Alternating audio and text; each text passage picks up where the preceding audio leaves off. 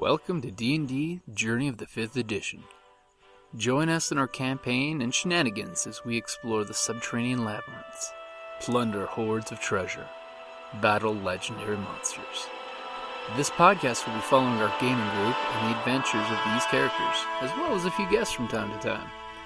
Join us as we start a new campaign and our journey to experience the best, and maybe the worst, in the 5th edition of Dungeons & Dragons.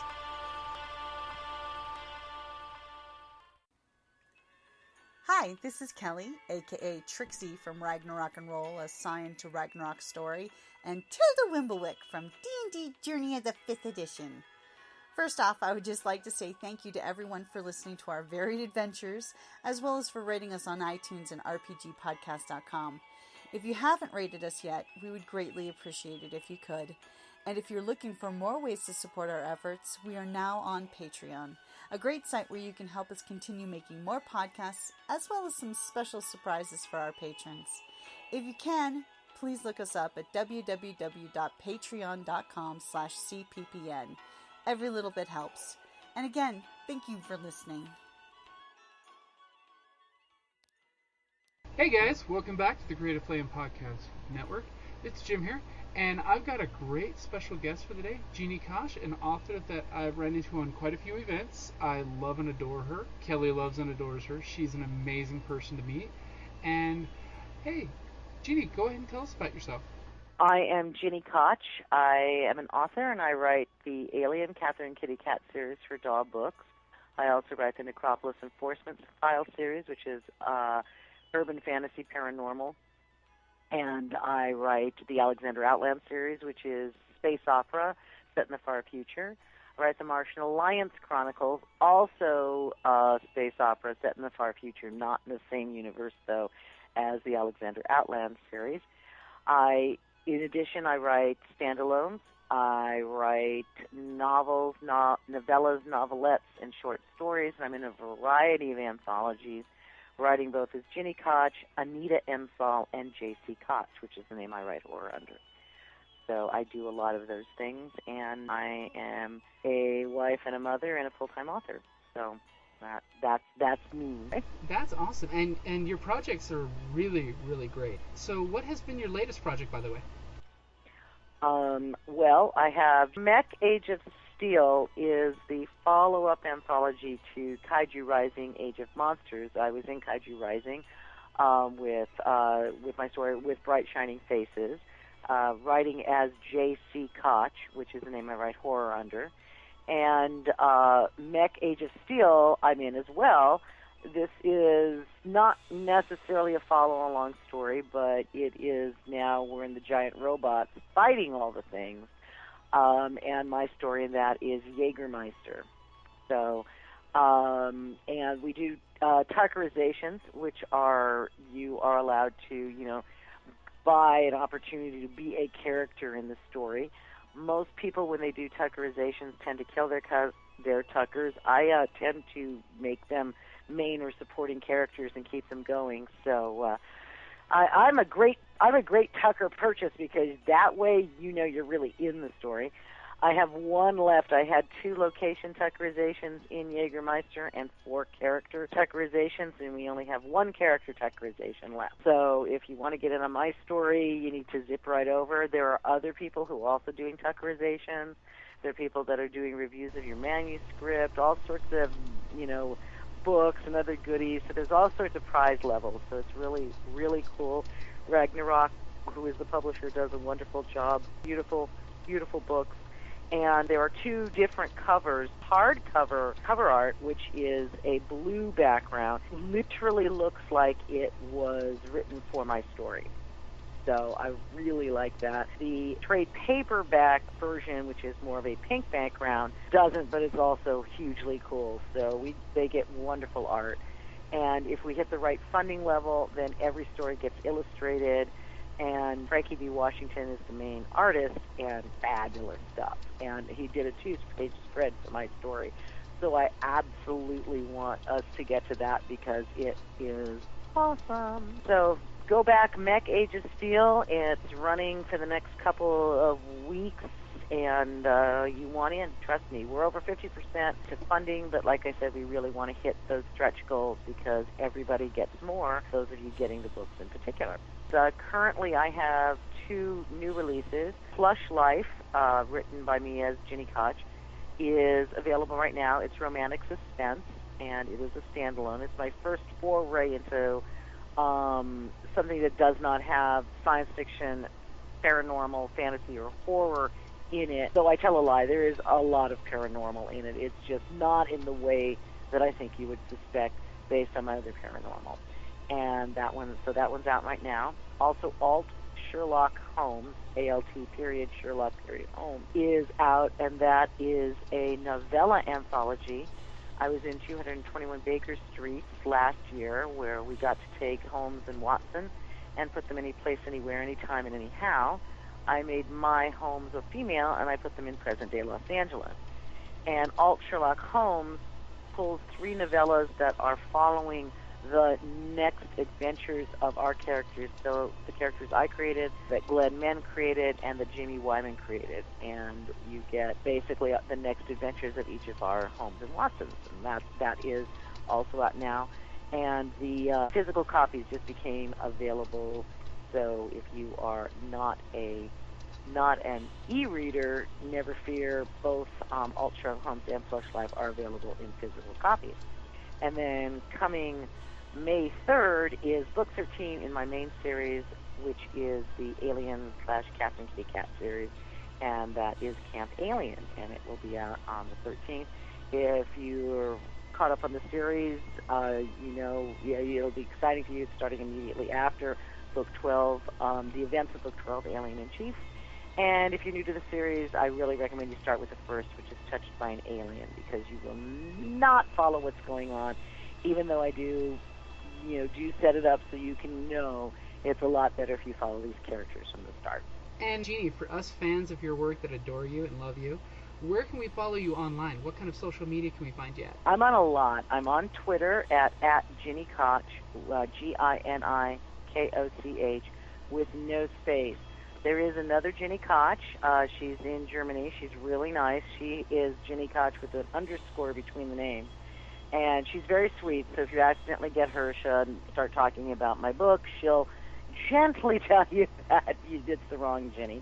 We actually follow each other, and it was a relief to me because I was on Twitter far longer than she was, and when she came on, there's that worry of, oh, no, people are going to mix us up, and what if she's nasty or anything, but she's really awesome, so even if you mess up, you'll meet another interesting Ginny. She likes a lot of the same things I do. She's very into space. She follows NASA and every astronaut out there. She's into performance racing. She's into animals. So you could honestly really easily mix us up. But anytime she tosses things out in German, and that way you know it's not me. Yes. So in other words, there are 2 Gini Koches out there, and both of them are super awesome. Yeah, that's how I like to look at it. I'm also on Facebook, both just as myself and at my fan page, Hairspray and Rock and Roll. Love people to follow me at both. And I'm on Pinterest, and especially for people who are following the books, my Pinterest pages are really cool. I have a See the Characters page, so you can see who I am thinking of as the various characters, including when I say, okay, I've changed my mind, and now this actor or actress should play the role, and things like that. And I don't update it. I don't update that as much as I'm on Facebook or Twitter, because Pinterest is just an utter time suck. You think you're on it for 15 minutes, and you've been on it for 5 hours. And I'm on too much of a publication schedule to do that. So I literally kind of give myself a day every couple of months, where this entire afternoon is just going to be dedicated to updating Pinterest and putting on the new covers and looking for more characters and things like that. And then I leave it alone for the most part, other than a lot of times my daughter and a couple of my friends will send me jokes, joke pins, and I will always pin those because I'm big on the funny. So... And then you can find me at my website, www.ginikoch.com. And I would swear I'm on other social media, but all of it's blanking. I guess I could just look up here. I'm on Goodreads, and follow me there, please, please, please. Always helps to have more people on that. And I think that's it. I'm on some other things, so I'm not very active. I might have signed up and then just decided, not for me, too much work. So those are the ones where I actually have an active presence. Yeah, it's funny you mentioned the Pinterest one, because I thought that was really interesting, getting to go on there and see what your visualization of the characters is, compared to what, just from reading it, I've picked up in my imagination for the characters.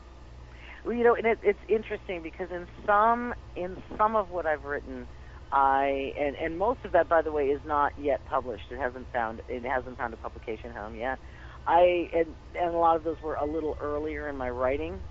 I literally had to have pictures. I was terrible with description, and I literally had to have the pictures of the actor or actress up so that I could describe them.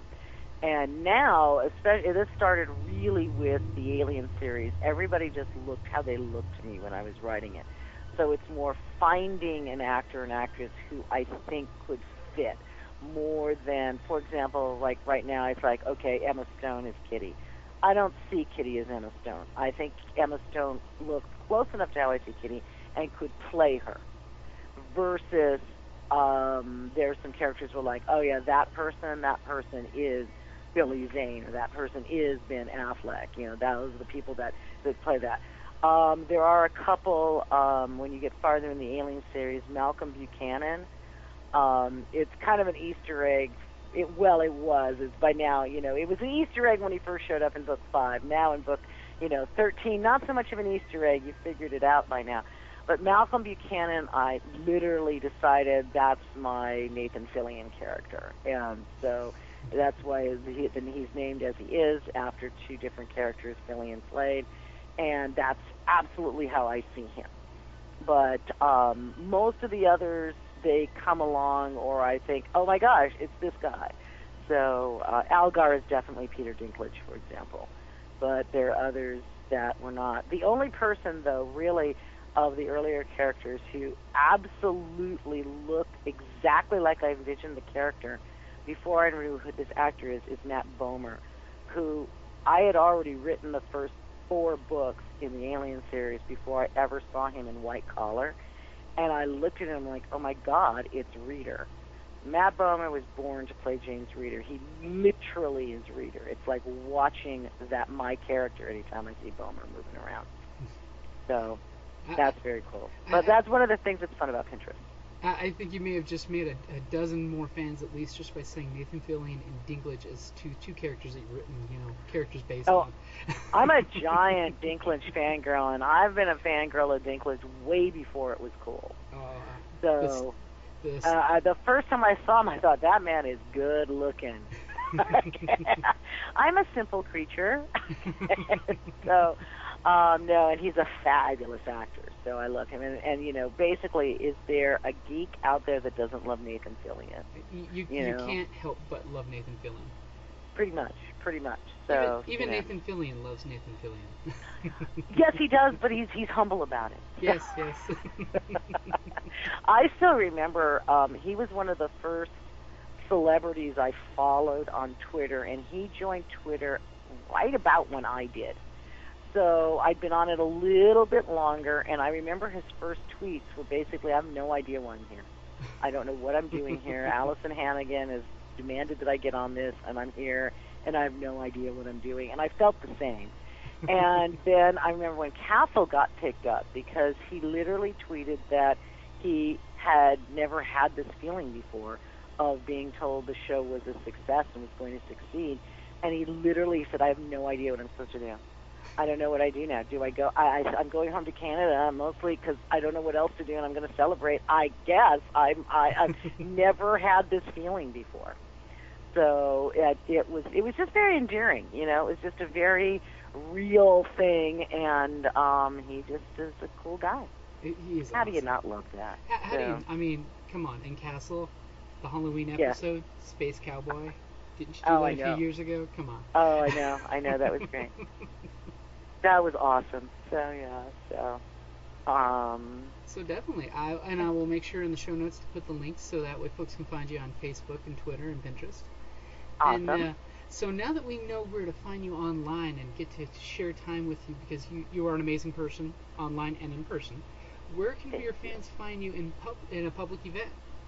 I'm starting book tour in May, so I will definitely be in San Diego at Mysterious Galaxy on May 14th, Saturday, May 14th? No, sorry, Saturday, May 7th, I'm in San Diego at Mysterious Galaxy. It's Saturday, May 14th, I'm in Las Vegas at the Barnes & Noble in Henderson on Stephanie. I'm also in Vegas for Stoker Con, which is a horror con.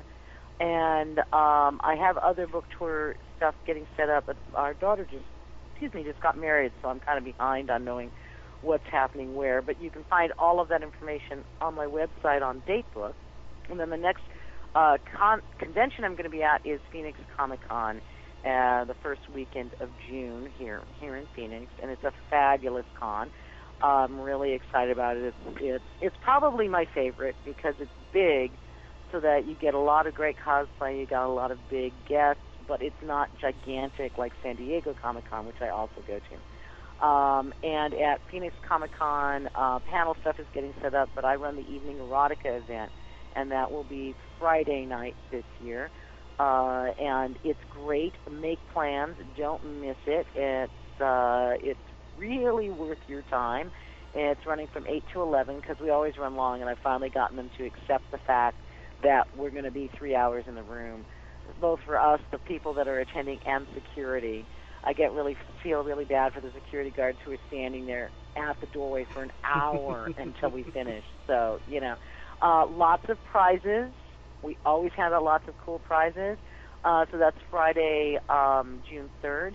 And then I'm going to be doing, and I don't know the date yet, I'm going to be doing a steampunk panel, and I'm sure some other stuff too. I'm going to be attending the Drinks with Authors event this year, and that's on Saturday the 4th. So lots of stuff, and then I will have a booth in Authors Alley where everybody needs to come see me, and you'll find me basically because I always wear a pink sparkly cowgirl hat.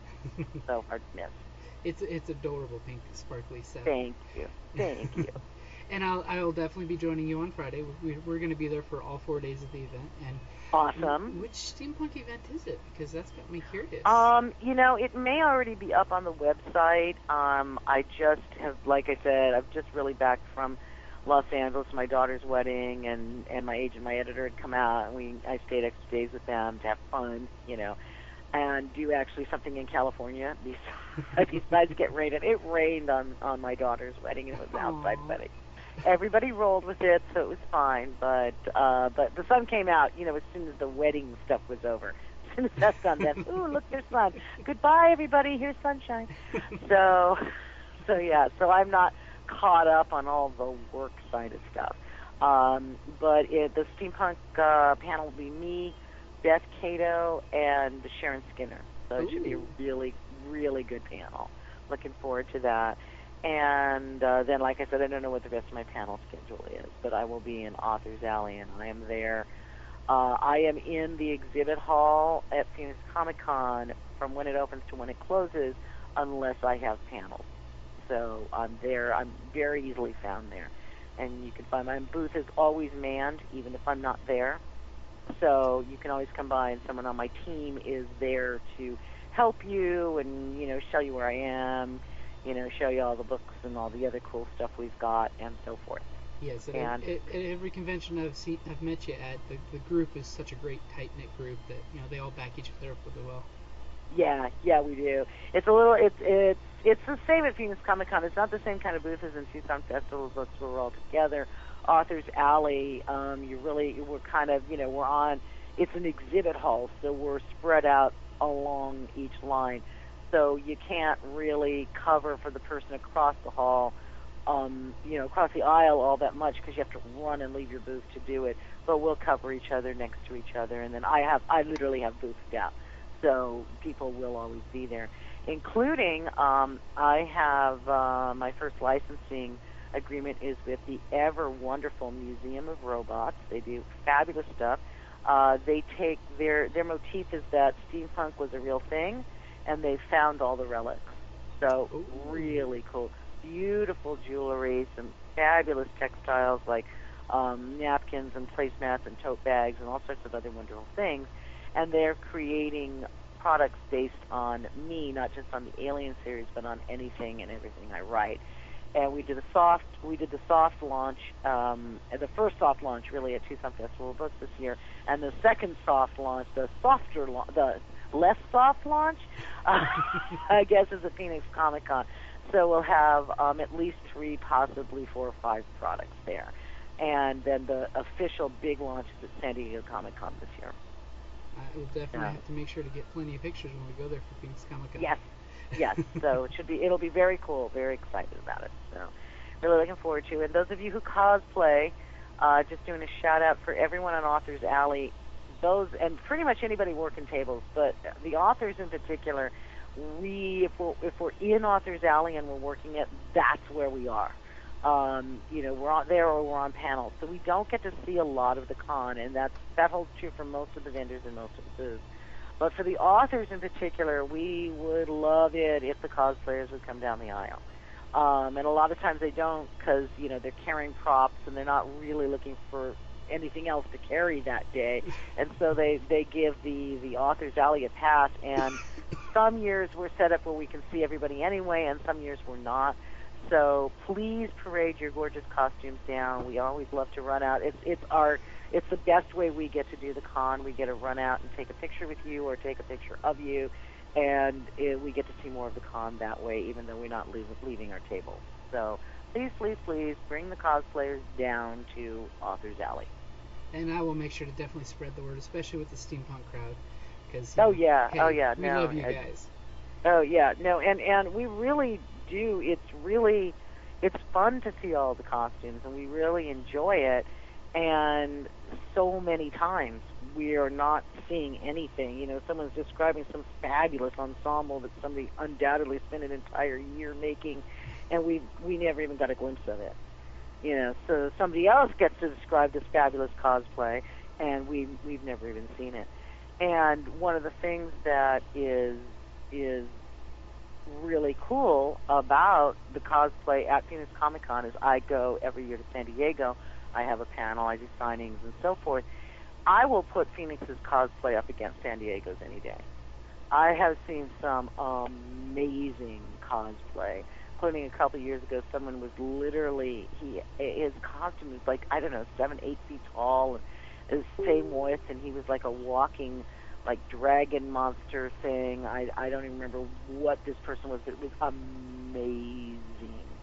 And, so you can see fabulous cosplay at Phoenix, too, and you can actually see it, as opposed to, well, there's a great cosplayer, and there's a throng of 3,000 people around them. You can actually get in and up close and personal with everybody. Yeah, I love at Phoenix Comic Con how you can just mingle with everybody, and eventually you will run into everyone at the convention. It's one of those, it's a huge convention, but it's small enough you can still find people, run into things, and get to see everybody. Right, exactly.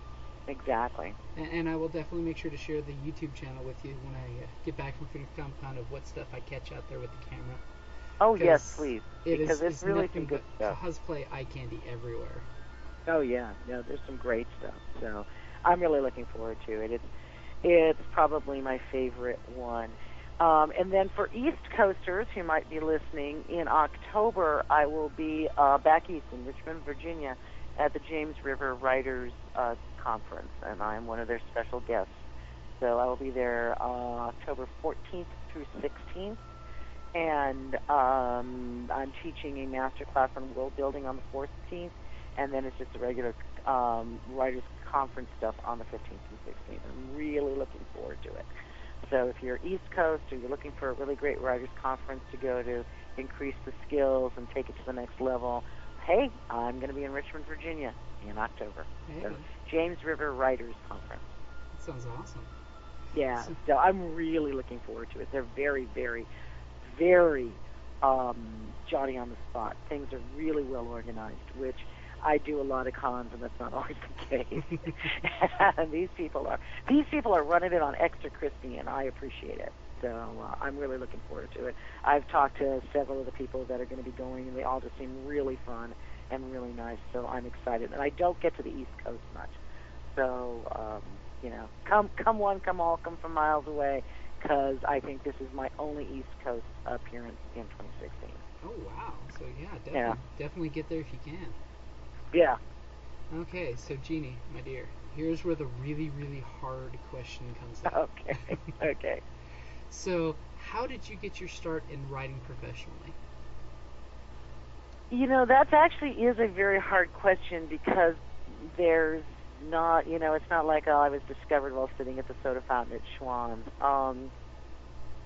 I started writing because the voices in my head finally became so loud and so obnoxious that I had to write them down or literally get no sleep, no work, nothing, just lose it. And I wrote and I wrote and I wrote, and then I realized that I loved writing and that was what I wanted to do, and then I really focused and I wrote and I wrote and I wrote and I wrote, and I went to writers' conferences and I found places online to learn and everything else. And then I finally, I had a dream. I had a dark, short, noirish kind of horror dream, and I was going to write a short, dark, noirish kind of horror story.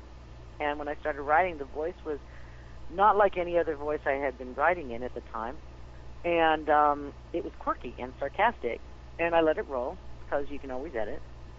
And then I didn't even know if the character was male or female while I was writing, and I figured it out about third or fourth page. It's okay, it's a girl, and didn't know her name, didn't know anybody's name, didn't know what was going on. It was like this character, because it's a first-person story, it's like the character was literally telling me the story, and all I was doing was reporting it. And then the hero breezed onto the scene, charmed me and the heroine, and basically we were off. And to the point that I didn't know when the other characters ask our POV character her name, I didn't know it. She says, Katherine, Katt, and before you ask, yes, my parents call me Kitty. And I literally stopped typing, turned away from the computer screen and said, Kitty Katt, seriously, Kitty Katt?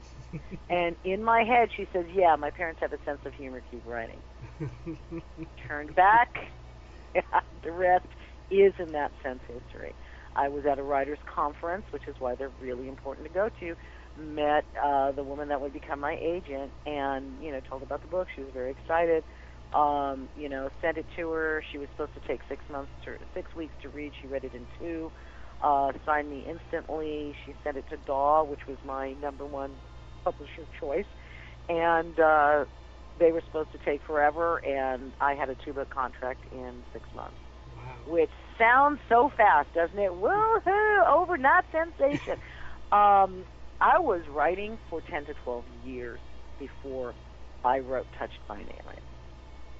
So I had sold, I didn't sell anything until after she'd signed me, and then I sold a short story, and that was my first short story sale, and that was me writing as Anita Ensall. And at that point in time, I had considered, keeping my pen name secret, right? Mm-hmm. Not that I was writing anything I needed to keep them secret, but it seemed like the right thing to do. But the publisher who bought my short story was so excited because I was able to tell them I'd just gotten signed by an agent and I'd just gotten a 2-book contract, right? They were so excited that they did an interview with me, right? And they were promoting me everywhere, and the interview, literally the first line, gave my real name and both my pen names. It was like, okay, never mind. I'm out. The cover's blown. I'm out. And it was no big deal. Like I said, it's like there's no reason to hide. There's nothing wrong. It's just my voice changes. When I write as Gini Koch, I sound distinctly different from how I write as Anita Ensall or Gemma Chase or A.E. Stanton or J.C. Katt. So Gini Koch, everyone expects humor. And humor is hard to do all the time. I do it a lot, okay? I am science fiction's funny girl, and that's okay, and I do it a lot, but there are plenty of times I just don't want to be funny, which is one of the reasons why I love writing horror, because I don't have to be funny and the monster can win. So, though J.C. Koch, I do sometimes have there's a dark humor in there sometimes, but that's okay. Again, it's horror. So I really enjoy writing horror because it's that wonderful break from having to be hilarious that I really like. as G.J. Koch sounds very close to Gini Koch, though I actually think the Alexander Outland Space Pirate, I still think is the funniest thing I've ever written in novel form. I know. I that was the most recent one I just re-listened to because I got the audiobook for it too. And because when we were talking that last time about the voice actor, and I'm like, oh my god, he was the perfect actor for the Katherine. Isn't he wonderful? He is just fabulous. When he drops his octave down and just drops right into the character, and you're like, oh my god, I so see him. He's a Captain Tight Pants. Yeah, exactly. Yeah, no, I think he just does a great job. It's a blessing when you get a good one, and he's great. So lots of funny, but it's nice not to write it all the time. So, how did I get my start writing the voices? How did I get my start in actually becoming a successful published author? I finally wrote enough that I got good, and then I got good, and I got better, and I got good enough to write a book that an agent would want to rep and a top publisher would want to publish. And, thank God for my covers, and thank God for the blogosphere, because both of those things really, really help. Especially early on, you really need that support, and it was great to find that there are people out there enjoying the book. And now I'm contracted. I was going to say, now I'm contracted through book 17 in the series as well. And that is freaking awesome. Yeah. And let's not hopefully forget, going to 20. And let's not forget probably many, many nights looking at email and not getting responses, and probably fretting and going through the whole creative angle of, did they like it, did they not like it, One of the things, I was a businesswoman before I was a creative, if you will. And my first career was in marketing and advertising. And marketing, particularly direct marketing, which is my main focus, is built on rejection. And I learned very early on, you don't need everyone to like it. You just need enough to like it to be successful. And this was brought to me by one of our top creatives, our head copywriter. We were talking about something. I was really disappointed because I was worried about results on a campaign. And he said, look, I'm going to ask you. He goes, do you watch Cheers? And it was the #1 show at the time. And I said, nah, I used to. This didn't do much for me. We haven't watched it in ages. He said, okay, I've asked everyone in our company and our connected print companies, we're talking 50 people. And he said, no one watches Cheers. No one in our office, no one in the print company, there's nobody I've talked to about a vendor status that watches Cheers. It's still the #1 show. You don't need everybody. You just need enough. That's true. That's very true. So I knew I didn't need every agent in the world to love me. I just needed the one. I needed a good one, a top one, but I needed one who was going to love me. And I wanted someone who cared about my career, not just somebody who cared about that book and nothing else. I knew I didn't need every publisher in the world to want my book. I just needed one. So when you look at it that way, yes, rejection hurts. I'm not going to lie and say I danced a jig every time I got a rejection. But it's a part of this process. It's a part of every process. It's especially part of the creative arts processes. Okay, how many auditions does somebody go on? I mean, George Clooney is a great example. When people, the only way you make that man really angry is you call him an overnight success. He worked for 20 years in thankless roles, not doing anything, not going anywhere. And this is with familial connections. Yeah. And I mean, Rosemary Clooney's his aunt, Miguel Ferrer is his cousin. They were already working, and he is doing nothing. He's working, but right? And then he finally gets ER, and he finally has that role that allows him to break out. And everybody acts like, oh, George, all you had to do was sail into this role, and he wants to kill you because he toiled for 20 years. Yeah. That is exactly what it feels like. Kudos to those lucky souls who wrote one book, sent it up, and instantly became a bestseller. We all hate you, but, good for you. I didn't get that way. I got the typical path. I got the George Clooney path, okay? I'm okay with the George Clooney path. It's like, it's all right. I am in I'm not the biggest author in the world by any stretch of the imagination. I'm not a household name by any stretch of the imagination. But my series is currently contracted through 17 books in a day and age when people get dropped after 6 books that sell through because they aren't selling through enough. So I find that I can't really complain. Yeah, I mean, that's I massive. can, but but what's the point? I have a publisher who is hugely supportive, wonderful to work with. I have other smaller publishers that I really enjoy working with, all sorts of stuff. So it's not like I have nothing that I feel that I want to complain about. I get to go to great cons and meet fans and other authors and do all these kind of cool things. This is a great life. You were living the dream. I am, and you do have to remind yourself of that sometimes because so it's very easy. It's my first book. It took me a week to write, and I just got $1 million contract. People, they make it really hard. They make it really hard, and they don't know that they're making it hard. Okay, like I said, more power to them. But it is very difficult when you've been toiling in the trenches to see somebody who it appeared took no effort to get where you want to be. But everybody's got their own story, and everybody's got their own challenges. Mm-hmm. And you never know what the real story is of what somebody's been through or going through or how or what they needed. Exactly. So you just have to go under, you have to do the I am not comparing myself game, and it's hard. It is. Humans by nature, I think, compare. I think we just do. We strive, we attempt, we do this, we do that, right? You got to not do it. Definitely. And it's hard. You have to force yourself to not do that. And if you can, those who succeed are a lot happier than those who don't. Oh, heck yeah.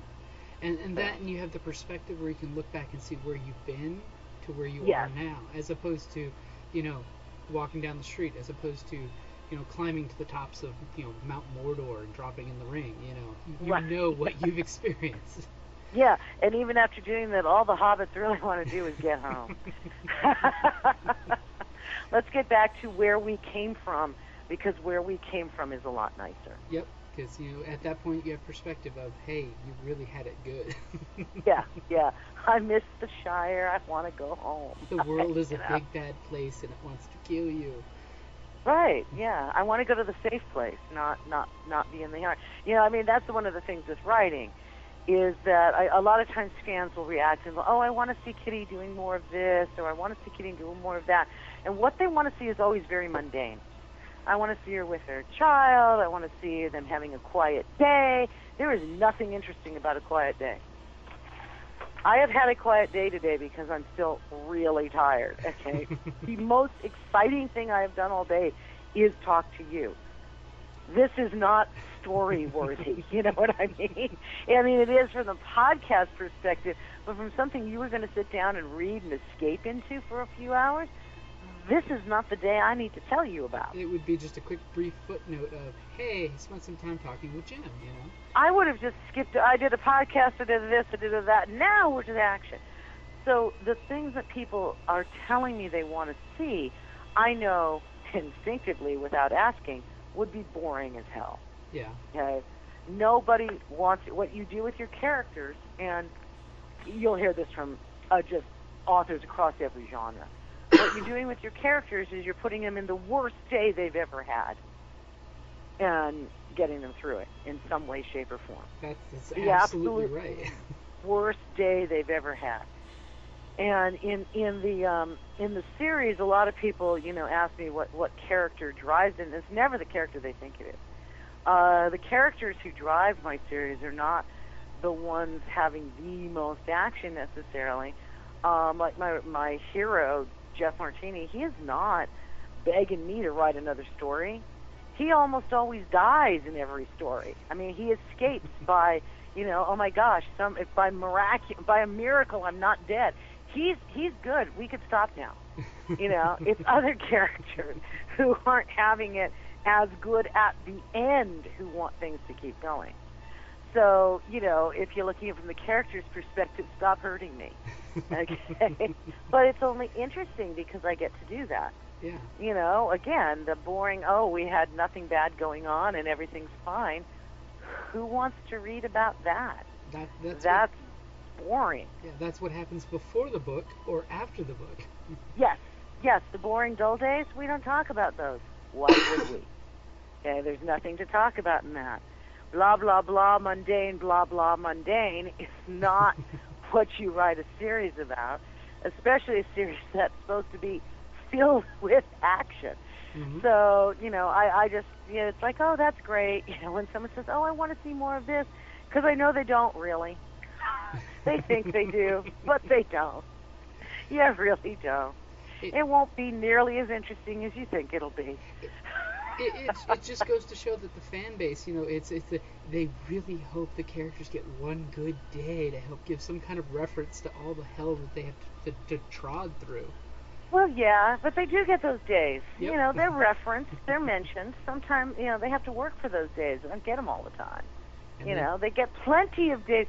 I've done big jumps in between books in terms of time for the characters. I'm on a 2-book-a-year contract with DAW, so it's not exactly like I can, do that same break, if you will, but in real time. But in book time, sometimes the next book starts literally the day after the prior book, and sometimes I jumped one. It's the only one I've done it this long, but I jumped one a year and a half. I could.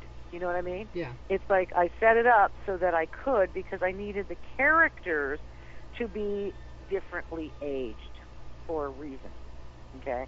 And it was just easier, and I didn't want to do some meaningless thing here and some only mediocre thing there. So I jumped them. It doesn't matter because nothing happened in that year and a half. Yeah, so basically it was a good, calm time. It was a great time. Years, Mm-hmm. They were wary and on alert, but nothing went down. So, the characters got a year and a half break, and just because they're now going to go through, 2-3 books without 3, 4, maybe 5, 6, without much of one in between books, that's not my problem.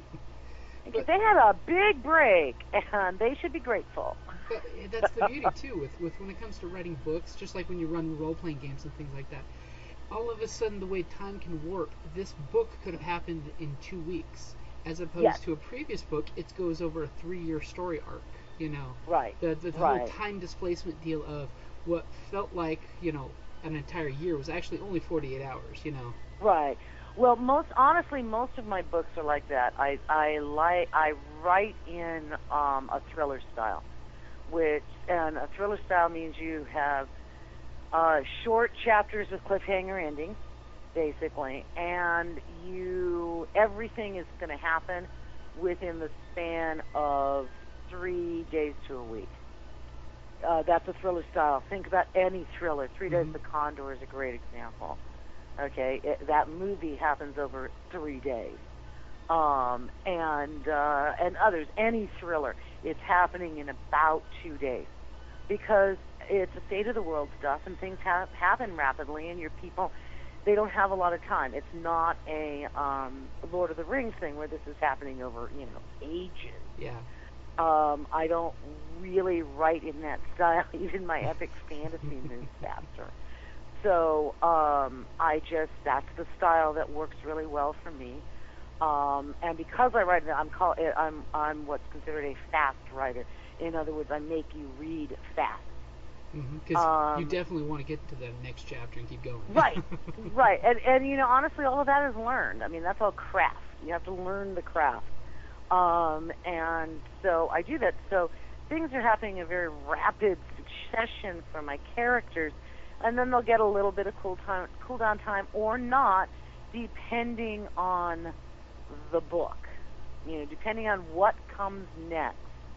What I have planned coming in the next book determines where they're going. When we contracted books 16 and 17, I went over things with my editor, which is, I'm hoping we get to 20, and I have all of those books mapped out as much as I map. which is not very much, but she had 2 lines, a book, a paragraph. That's the map. But she understands how my brain works, so it's okay. But I moved some titles around because I realized I hadn't given myself enough leeway on certain things, and I was going to need more. And so we've moved some things around to work better for the characters, so I get a better overall story flow for what I want to do. So that's nice to be able to do that.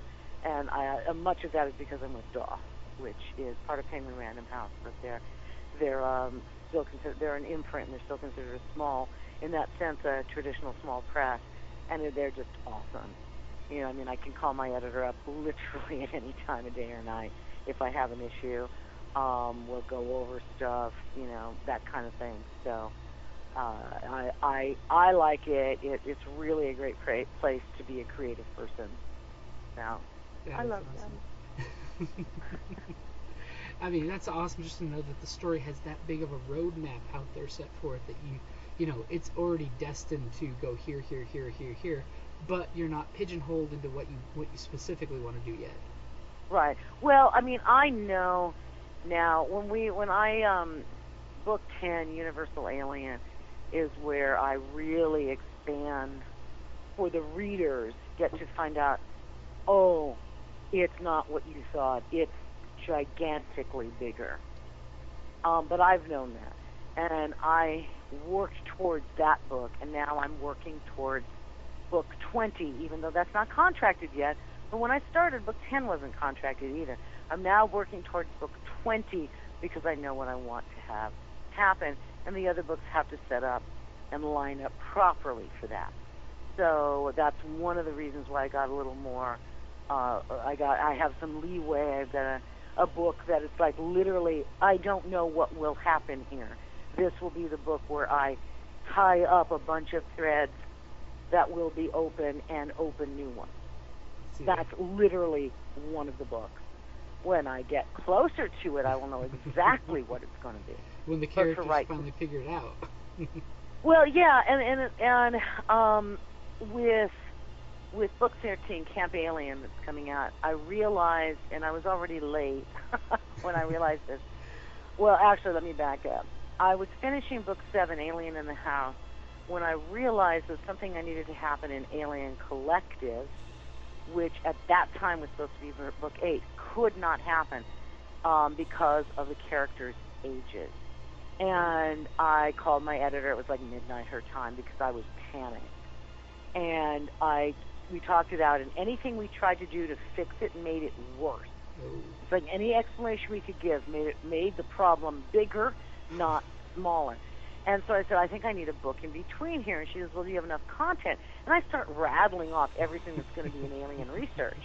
And she's like, oh, my God. I said, I'll call it alien research. I'm like, oh, my God, this is why I'm having a problem, because my subconscious knows we need this other book. And she's like, okay, well, do you have enough for Alien Collective? I'm like, oh, yes. And I rattle off everything now that we'll move into Collective, right?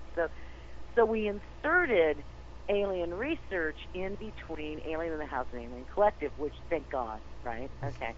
Well, I realized while I'm in the middle of writing Camp Alien that I needed to have done the same thing. The problem was the book I needed to insert was the first half of Camp Alien, and it's too late. So Camp Alien's really long, and it's 2 books in one for all you fans out there, because I literally realized, holy crap, I've got 2 books in here, and I can't split them. You wanted to do them justice, yeah. Well, no, it was the title. The title should have been different for the first half of the book, and I couldn't switch it. It's not like I could say, okay, this first half, I'm going to give it the title it needs, and it's now going to become the next book. Could not do that. The title was already sold. The cover art was already being done. Sales had already sold it into bookstores. It has to go as that name. And I couldn't split it up and keep the name. So it just got to be really long. But my fans like that, thank God. So, you know. But I wanted to avoid that in the future, which was why we have what I'm calling the catch-all. We have the catch-all book coming, and I know that I will have stuff like that by, 4 or 5 books on, I'm going to have this area where I need to really regroup it and get everybody set and close all these various threads I have opened and defeat whatever foe isn't defeated, and now I can do it without panicking in the midst of all of this that, oh crap, I need this extra book. We just literally put it in there. It's there, waiting for whatever it needs to be. So I'm excited. It's fun to be at that stage in my career where I can do that. See, You cannot do this on your first 2 books. Okay. That does not happen in the early stages. Once you're past about book, 6 or 7, they're a little more understanding, but not in the early stages. So. And you still have an awesome publisher, because Oh, I do. DAW's fabulous. Even they could say, nope, sorry, can't do it. Oh yeah. Oh, they always have the right to say, nope, not interested, cannot, no, can do. You figure out a way. But my editor has always been fabulous, and she's literally never told me no. Aw, but no one can say no to you. I mean, come on, Gina. I remember. I need you to record that. I need to send that to my husband constantly on a constant feed. No one should ever say no to her. wait, I'll send you the ringtone saying, Jeannie is always right. You cannot say no to Jeannie. That's right. I love that.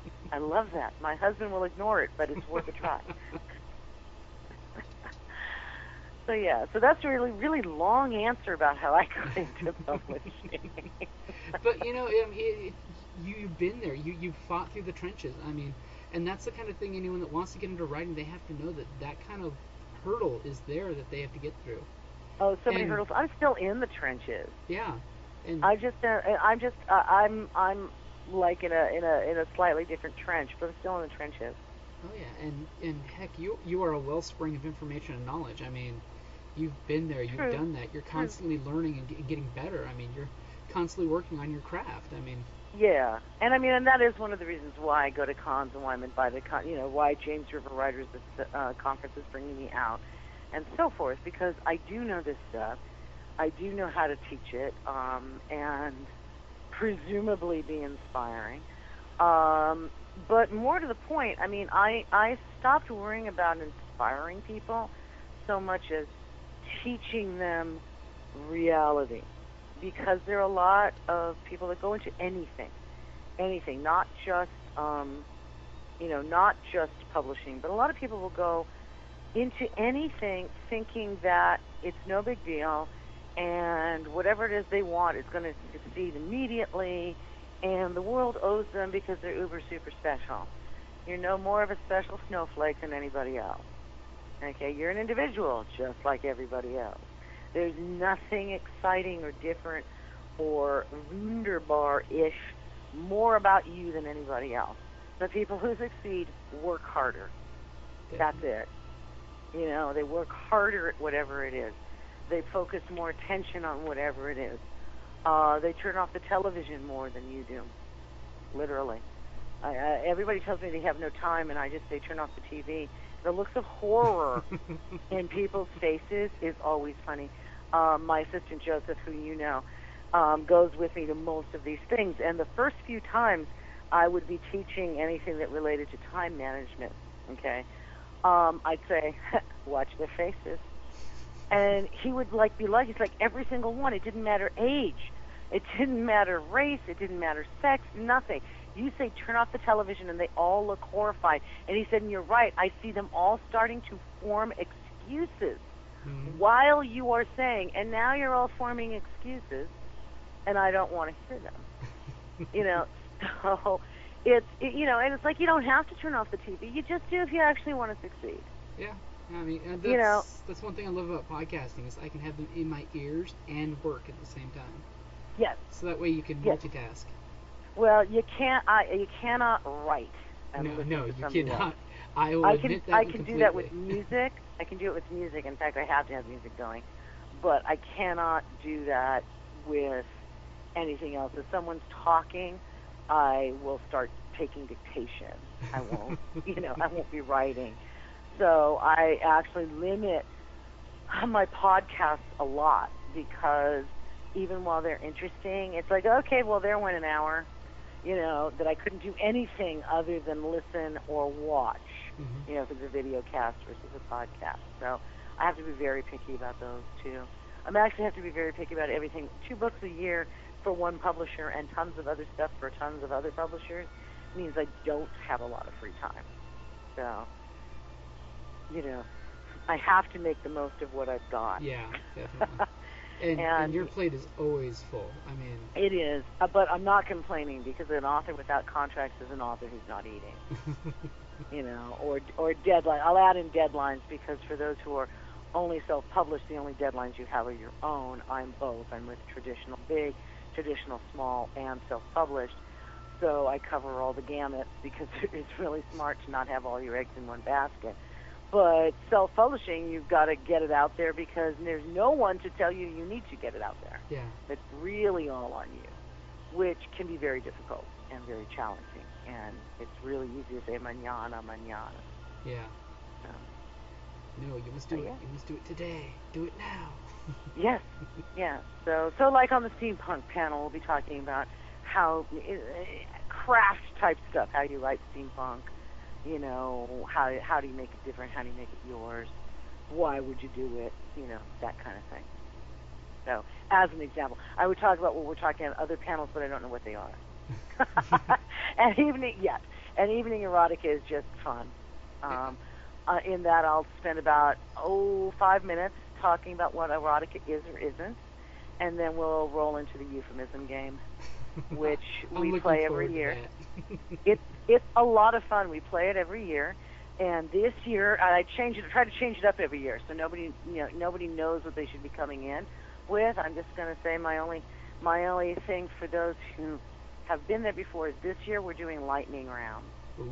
So, yeah. Stay on your and toes. I am loaded with prizes again. So y'all really want to show up because last year I think everybody got at least one prize.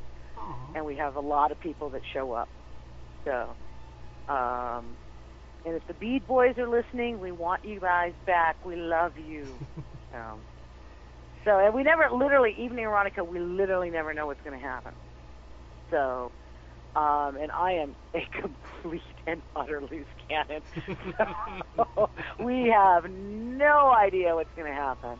And a lot of it is based on who's in the audience. So fun people. Oh, we want cosplayers too, because we make you show off your costume somewhere along the line. Hey, that's the whole point of cosplay is to show off what you can do, you know? Well, yeah. I mean, you know, why in the world else are you putting all this effort into this awesome costume if you don't want anybody to see it? Yeah. It's like that meme that goes around I could have bought that for $7, but instead I made it for $97. You know. Yeah, exactly. It's and a labor of 100 hours of my time. Yeah. So no, we love our cosplayers and we want them to come. So, and I used to do these with officially sanctioned co-panelists. Now it's just sometimes I will have a surprise guest. Oh. So, yeah. I don't know who my surprise guest is this year. I'm definitely going to try to wrangle as many of the Tucson and Arizona steampunk societies as I can to join me there. It'll be fun. Awesome. Well, that's great. that is great. So I'm really excited. Like I said, I love Phoenix Comic Con, and I love doing the evening erotica event. It is probably the most fun I will have at any one event at any one con every year. So it is going to be awesome. And it's going to be awesome. And thank you in advance for having gifts for everyone, because that's awesome. Yeah, well, I don't know how the con always provides something for us, which is really cool. Mm-hmm. I and other friends, we find things, and other people will send me stuff for the event. So this year I know I have a lot of prizes, and I'm hoping I have more coming. So I never know how much I'm going to have until literally I'm there, but I always have a lot. It will be awesome. Yes. Stories will be told. Stories will be told right in there. Tales will be told right in there. Yeah. So it's fun. So come one, come all. All right. So, Gini, thank you again for coming on the show. I mean, you are a wellspring of wisdom, genius, brilliance, magnificence. amazingness. Go on. No, really, go on. Continue. No. And so I humble just like to running. boot. I just like running the yap. So, it's helpful if you have something to say, if you like talking. So, is there any events or any shout-outs that you'd like to do for anything going on that we haven't brought up already? Well, speaking of podcasts, I have a variety that I like. They're both pod and video, and I'm hoping I don't forget all of them. If one need be, is you can always Facebook me or email me, and I can always put them on the show notes. okay, great. Yeah, one of them is More Geek Than Gay. One is the Renaissance Geek. One is Dumbbells and Dragons. That's a good one. Yes, that's run by my son-in-law. Oh my God! Yes. It is a tiny world.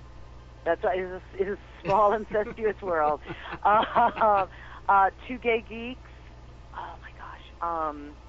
Drinking with Jason, and I cannot forget. Geektitude. They were so much fun. And Geektitude. Speaking of which, Geektitude will be live podcasting from the Mysterious Galaxy birthday bash on May 7th, where I will be signing Camp Alien. Ooh. So yeah. So they are SoCal, and so they will be there. Yeah, that's going to be a really cool one. And I think those are my love, if you will, and of course yours. Oh, well, thank you. Yeah. Yeah, the small. And everyone's like, why do you love them? Oh, they talk about me, that's why. They like me. I like them back. More incestuousness, nepotism, rah. But honestly, that's every business. It's who you know. Yeah. Who you know that gets on your radar, and then stays on your radar because, hey, I liked what you did. Hey, I liked what you did. Let's talk about what we both like. Hey, that's half of why I got a podcast. Yeah, exactly. It's a lot of fun. Here's what we're passionate about, and let's share it because, well, if I think it's awesome, you might think it's awesome, and hey, awesome cohabitates. Exactly. So that's very cool. And each one of them has a kind of a different focus, which is really neat. So no one's talking about exactly the same things. So we're all talking about fandom-like things in some way, shape, or form. So that's also really cool because, you could listen to More Geeks Than Gay, The Renaissance Geek, 2 Gay Geeks, Drinking with Jason, your podcast, Geektitude, and the other one I just forgot. Sorry. And you're not going to hear the same stuff. You're not even going to hear if I was on every cast and you listen to me, let's say I was on every cast one day a week, and you listen to me because of who I'm talking to, I will be talking about different things with each one.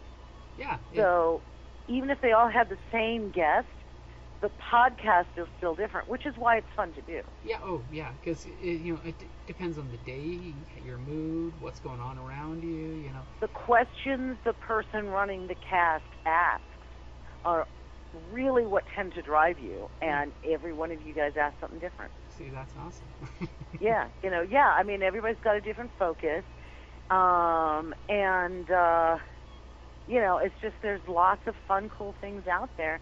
Everybody's a different person, so everybody looks at them a little differently, and therefore they ask you a question, or they ask you the same question but in a different way, and everybody gets a different answer, therefore, or a similar answer that, going off on different tangents.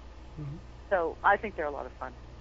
Okay, and like I said, I love to run the app. So I'm an eager podcast guest. Oh my God, I get to talk. Yes. Whee! You're always welcome back. I mean, come on. Oh well, anytime you ask. So I do have one question that just popped into my head because I know you and I've talked about it, many months ago. What is your favorite role-playing game? Oh, realistically, it's probably Dungeons and Dragons. I married the best DM I ever played with. And honestly, that was really one of his selling points. I DM as well, but I just like how he does it. I would say it's just your classic D&D. one of the nice things about writing is that it's all role play. Yeah, exactly. In that sense, I love the people. There's their legion. Oh, that character is just a Mary Sue. That only applies to fan fiction where characters are already created. If you have created characters, they're all you. Yeah. They come out of your head, and mostly only female characters get this. And I've gotten it obviously with Kitty. She's just a Mary Sue. No, she's the star. Yeah. She's the heroine. That doesn't make her a Mary Sue. I created this. She is the star. If you write fan fiction and shove a character of yours into my story and then make him or her somehow the star, that's a Mary Sue, because it ain't mine. Yeah. Okay? I mean, Harry Potter is not a Harry Sue. He's the star. Okay? Bella isn't a Mary Sue. She's the star. Okay? Say what you will about whatever anybody's writing is, but if these people have created something that is new and is theirs, whoever they say is the star is the star. They've poured their soul into it. Well, I don't even care about that. I'm just saying that if whoever we say is the star doesn't mean we think we're that person. Mm-hmm. Okay, I'm all of them. We're all of them. They come out of our heads. And what everybody should be really worried about is I have way more relatability as a villain. Okay, I like me my villains. Okay, and my villains are evil and nasty, and no one is afraid of that, and they should be. Look at the villains. How nasty are some of these villains? Mm-hmm. They should be really afraid of me and J.K. Rowling. We have some nasty. Oh, J.K. Yeah. Okay, we have some nasty-ass villains. Stephanie Meyer is a much nicer person. Her villains aren't nearly as nasty. Okay. I'm not saying they're not nasty, but they're way nicer than the Death Eaters. Okay, okay? They're way nicer than almost than the Mastermind. Okay, that I've created. Okay, way nicer. So look at the villain someone has and stop pissing us off. Because I gotta tell you, I got a lot of relatability in my villains. They're all us. So it's infuriating when you hear that Mary Sue statement because no one understands what it actually means. They're using it to say, I'm jealous of the character, I didn't like the character, or in most cases, I think I write better than this author, so I'm going to insult them. Yeah, it's is basically a derogatory 90%. term. When I see someone say Mary Sue, I'm like, oh, you're an aspiring author and you're jealous. Okay, moving on. Whether it's mine or anybody else's. Yeah. And, and honestly, it's a healthier mindset to have because all art is open to criticism. Mm-hmm. You're going to get criticized, Yeah. and you have to learn how to shake it off. You have to be Taylor Swift. And and literally, you have to be Tay-Tay. And there are days when I have to play that song, like, on repeat. Usually not, but there are times. So yeah, but all of that's fun. All of it, it's fun to get to not only hang out with all these imaginary people in my mind that in some ways are more real to us than the real people, and also share them with everybody else because then they become real to a lot of people. Oh, yeah. And then we're talking about these people, and I'm not insane, I'm creative. It's a lot better to be an author than to be a crazy person. Oh, yeah. So we're all crazy here. We're all mad here. But there is a difference. So yeah. So anyway, we were trying to end, and then you asked a question, and I don't even know if I answered it. Actually, yes, you did. Me. Dungeons and Dragons. Oh, right. Okay. Role play. Yeah. Don't worry. I remember. So yeah. No, I like D&D. I like any kind of role play, really. I just don't have a lot of time to play any more than I have time to do anything else other than write. True. But I enjoy it. It's a lot of fun.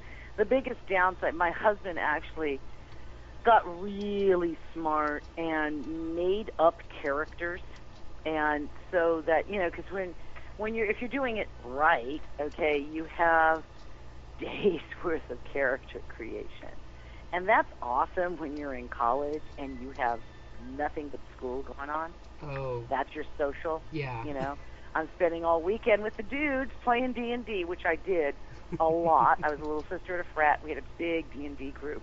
And every weekend we were like all all playing D&D, right? So it didn't matter that the first weekend we spent on character creation. We had an entire school year, right? Yeah. But now, as an adult, I do not have a month of character creation before we start playing because, we only have X amount of time, right? So my husband, and this is well before I even started writing, but he got tired of the character creation stuff. It was just, oh my God, I'm wasting all this time. I have these great, great adventures planned, and all these fools are doing is arguing about, their strength and dexterity, and I'm sick of it because I want to do something. So he created characters in various classes and gave them various positive and negative attributes, and it's great. It is awesome. Just pick up and go, You just pick up and go, and then you're playing your character, and boom, womp, there it is, right? Mm-hmm. You pick your character class, and he hands you someone, and that's who you are. Oh, don't like it? Go find another game.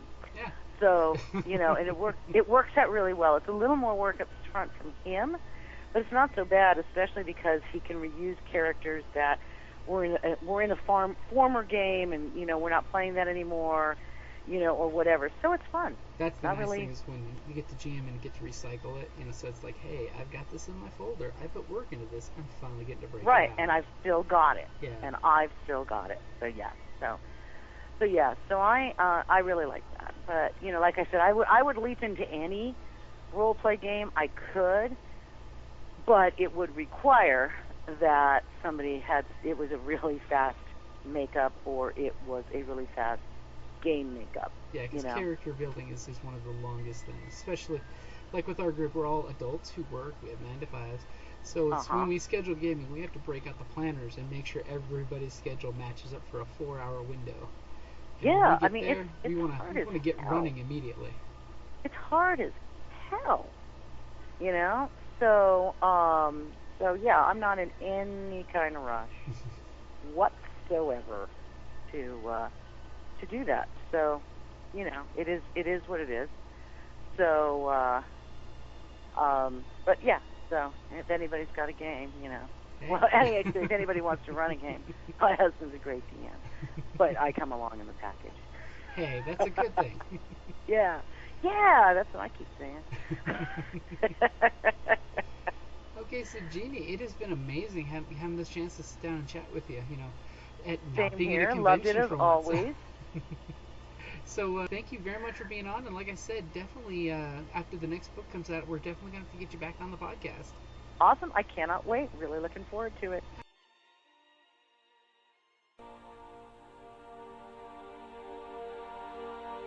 Thank you for listening to D&D Journey of the 5th Edition, a member of the Creative Play and Podcast Network. And remember, be careful out there. There be dragons about.